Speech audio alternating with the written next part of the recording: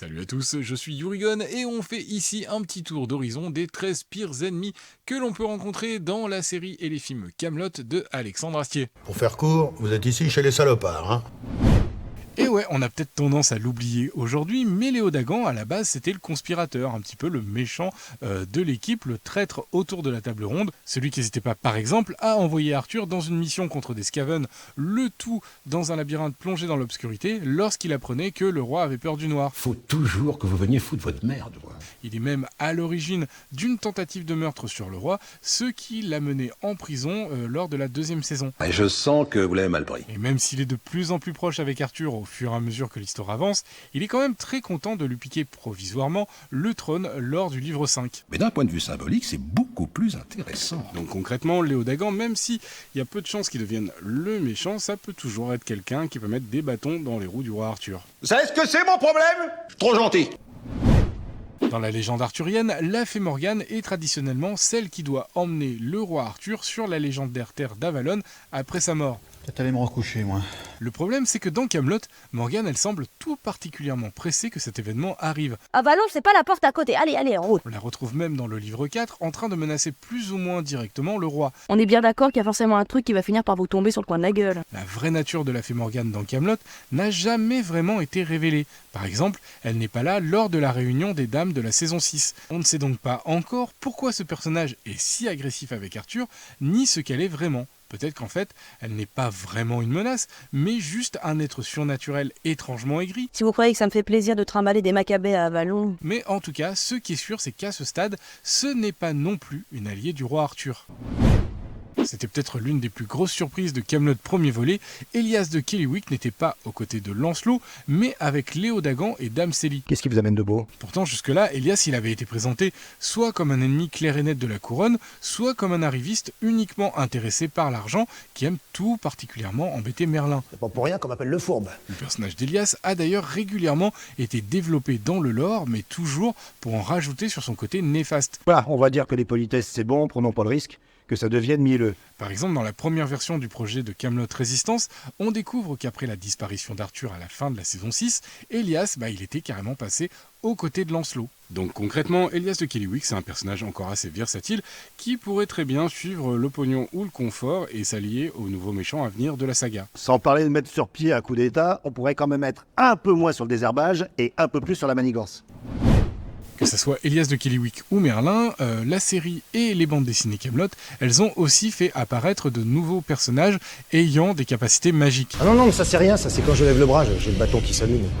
Dans les aventures bandes dessinées qui permettent à Alexandre Astier de créer sans se soucier du budget, les sorciers et les mages sont nombreux à s'opposer aux chevaliers de la table ronde. Le premier tome de ces aventures de papier oppose même le roi Arthur à un nécromancien qui éveille une gigantesque armée des morts qui semble tout droit sortie de Evil Dead 3 de Sam Raimi. Prouvé. Mais dans la série, la magie, elle est aussi également progressivement tombée entre les mains de Mévanoui, qui s'en sert pour agir contre Arthur. Mais vous êtes une grosse morue. Et devient un personnage de plus en plus puissant et maléfique, qui semble discrètement mais sûrement prendre de plus en plus d'importance. Coucou, c'est maman. Les chefs de clan et autres seigneurs du royaume de l'ogre, ce sont de véritables plaies pour Arthur, et mine de rien, ce sont des ennemis récurrents. Ça va bien maintenant, je vais pas combattre un chef de clan par semaine. Jamais contents, toujours en quête de reconnaissance, ils sont souvent belliqueux et leur retour permanent sur le devant de la scène fait même partie des rares événements qui font sortir Arthur de sa droiture habituelle. Quand je pense à ce que j'ai fait pour eux et que je vois comment ils chient dans les bottes, je sais pas ce qui me retient de faire flamber leur cahute à ces cons. On a même un épisode où Arthur se sert d'une ruse qui lui permet d'utiliser Excalibur dans un duel contre un homme se battant à main nue. Une technique comme une autre, hein. Les Vikings, les Huns et évidemment les Burgondes Bourgogne. Non, c'est rien, mangez. sont parmi les rares adversaires qui mettent vraiment Arthur en difficulté. Oui, non mais d'accord, mais... Les Burgondes sont d'ailleurs par exemple parmi les rares à avoir attaqué assez directement le château dans la série. Vous êtes au courant que les Burgondes sont en train d'essayer de forcer la grande porte? Et le roi Burgonde ou Attila pousse régulièrement Arthur à devoir les accueillir et surtout négocier avec eux. Négocier. Tout comme la série, les BD Kaamelott, elles ont elles aussi joué la carte de l'ennemi arrivant de lointaines contrées, et si l'on retrouve les Vikings dans les sièges de transport, on découvre surtout et également un peuple mystérieux extrêmement balèze qui ne sera vaincu qu'après l'alliance de tous les seigneurs du royaume de l'ogre et leurs armées.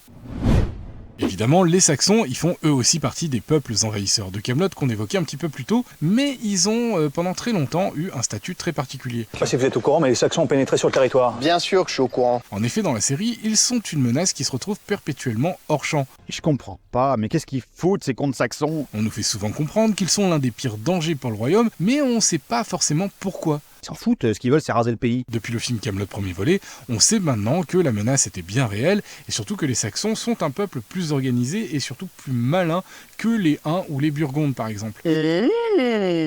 Si eux aussi ils mènent des raids pour piller et tenter de conquérir des terres, ils savent aussi se rendre indispensables et devenir de véritables mercenaires pour ceux qui veulent bien les employer, voire même une milice privée pouvant réglementer le pays ou collecter les impôts. Donc vous croyez sincèrement qu'on va renflouer les caisses du royaume avec 2 betteraves et une jarre en terre cuite? À la fin de Kaamelott premier volet, c'est vrai, ils s'associent vaguement avec Arthur et ils réussissent même à imposer l'un des leurs autour de la table ronde, mais je pense qu'ils restent clairement des personnages dont il faut se méfier. Qu'il la garde son île, il n'y foutait jamais les pieds de toute façon. Les dragons, les fées, les licornes et à peu près toutes les créatures des folklores nord-européens se retrouvent et existent dans Kaamelott. Et ça, qu'est-ce que c'est? Arthur et Léodagan sont même au courant de visiteurs extraterrestres Cette fameuse boule orange dont tout le monde parle. Je peux pas vous le dire. et se retrouvent régulièrement même confrontés à des problèmes de portail dimensionnels. C'est une porte dimensionnelle qui ouvre sur le plan démonique? Bah non, juste sur l'univers, je crois. Dans les aventures bande dessinée, le bestiaire de Kaamelott est même largement étoffé, puisqu'on peut y découvrir le célèbre serpent du lac de l'ombre, des zombies, des minotaures, puis on découvre également que la population du royaume a su apprendre à composer avec ces créatures. Qu'est-ce qu'il y en avait des gobelins? Puisque l'on découvre un semi-orc dans l'énigme du coffre, et ce personnage, il dirige une mine où travaillent des humains. Derrière ce personnage un peu pathétique, aussi arrogant que de mauvaise foi, Oh, ça y est, ça se tire dans les pattes. Dans 5 minutes, je ramasse tout sur la gueule. se trouve en réalité un ennemi assez puissant du roi Arthur. Le roi Lot, par exemple, sait se servir d'une forme de magie. La source de cette magie, elle est relativement floue et il s'en sert étrangement peu, mais ça reste une menace magique quand même. Par contre, plus problématique, il est lié par le mariage à la famille du roi Arthur, À ma femme, à votre sœur, demi-sœur. et il est assez influent pour avoir réussi à mettre l'un de ses fils autour de la table ronde, Mais je ne suis pas un traître, père. et il est reçu à Kaamelott à chaque fois qu'il y a un événement assez important. C'est le roi d'Orcanie quand même. C'est pas Jol Clodo. À côté de ça, c'est un personnage assez amer qui rêve d'être roi à la place de Arthur. Il est même persuadé qu'il serait d'ailleurs un meilleur souverain que lui, et du coup, il est prêt à tout pour réparer ce qu'il considère, en tout cas lui, comme une injustice. Parce que mon père voulait pas que je fasse mon essai. Il met par exemple tout l'argent de son royaume au service du putsch de Lancelot dès que celui-ci commence à s'opposer à Arthur. Donc, ce qui m'arrangerait, c'est que vous ayez trouvé le Graal d'ici la fin de l'été. Lancelot, il a clairement été pensé par Alexandre Astier comme un miroir de Arthur. Ça ne me fera pas plaisir. Ils ont énormément de points communs, un père absent, des frères et des sœurs avec qui ils ne semblent pas vouloir être en contact. Et vous êtes le demi-frère d'Hector. C'est une chose que je ne souhaite pas évoquer. Comme salope en Orcanie et ma sœur. La Dame du Lac a essayé de guider Lancelot comme elle a guidé Arthur, Seulement, vous vouliez toujours en faire qu'à votre tête. mais alors qu'ils ont pourtant la même quête, ils semblent progressivement ne plus être en accord sur la manière dont il faut la mener. Préférez chercher les Graals dans votre coin? Peut-être. Cependant, Lancelot, qui s'obstine à vouloir agir contre Arthur malgré la main tendue du roi, reste un véritable danger et une importante menace. Vous êtes un incapable.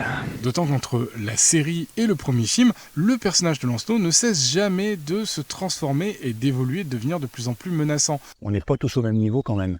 Il y a les élus et puis il y a les autres. Lancelot, c'est un personnage un petit peu particulier qui a très tôt été lâché par les dieux et la Dame du Lac. Seigneur Lancelot, vous n'aviez pas encore 3 ans quand les dieux ont jugé que vous étiez trop caractériel pour le trône de l'ogre et la quête du Graal.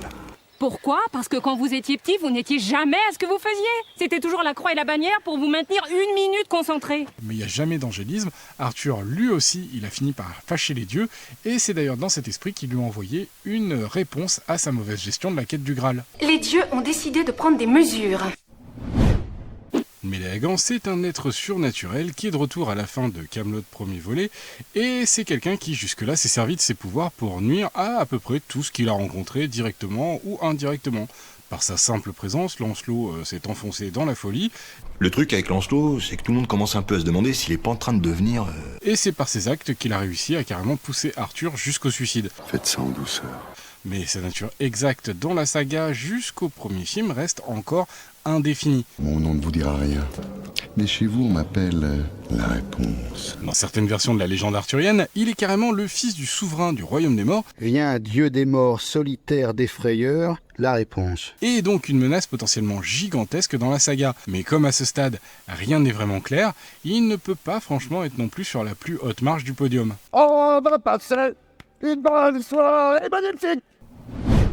Anna, c'est la demi-sœur du roi Arthur, et c'est un peu, comment dire, le menu best-of de tout ce que l'on vient de voir jusque-là. Je vais le tuer, je vais le tuer, je vais le tuer, je vais le tuer. Elle dirige en sous-main le royaume de son mari, le roi Lot. Je ne cherche qu'à contenter ses désirs de vengeance. Elle est en contact avec les forces du mal et fait une dangereuse fixette sur la vengeance. Non mais je cherche pas à être futée, je vais le tuer. Elle estime qu'Arthur a détruit sa vie. C'est mon père qui a tué votre père. C'est un pendragon, c'est pareil. Et que c'est elle et le roi Lot qui devraient régner sur toute la Bretagne.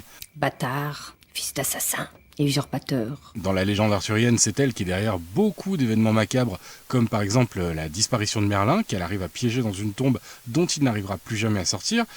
Descendez. Non, j'ai pas envie. Pire, elle abuse de son frère en se faisant passer pour la reine Guenièvre. Personne ne vous déteste plus qu'elle dans tout le royaume, si. Oui, je sais. Et c'est après cet événement sordide d'ailleurs qu'elle mettra au monde le fils incestueux de Arthur, Mordred, qui finira par tuer le roi Arthur. C'est un peu délicat, c'est-à-dire que Mordred évidemment n'existe pas encore dans la saga Camelot, à moins qu'on nous l'ait caché, mais on sait aussi quand même qu'il va apparaître. En tout cas, ça a été promis de manière plus ou moins indirecte dans la saison 6. Honnêtement, je crois pas. Pourtant, vous y viendrez. Et Alexandre Astier a déjà évoqué le sujet. Mais même arrivé de dire bon, je vais arrêter d'écrire sur un mec qui a des problèmes avec ses enfants. J'écrivais un truc, et puis je le regardais, puis je dis merde, si, il a encore des problèmes avec ses enfants. C'est infernal. Donc on se doute qu'il y a de fortes chances qu'il apparaisse tôt ou tard dans la saga.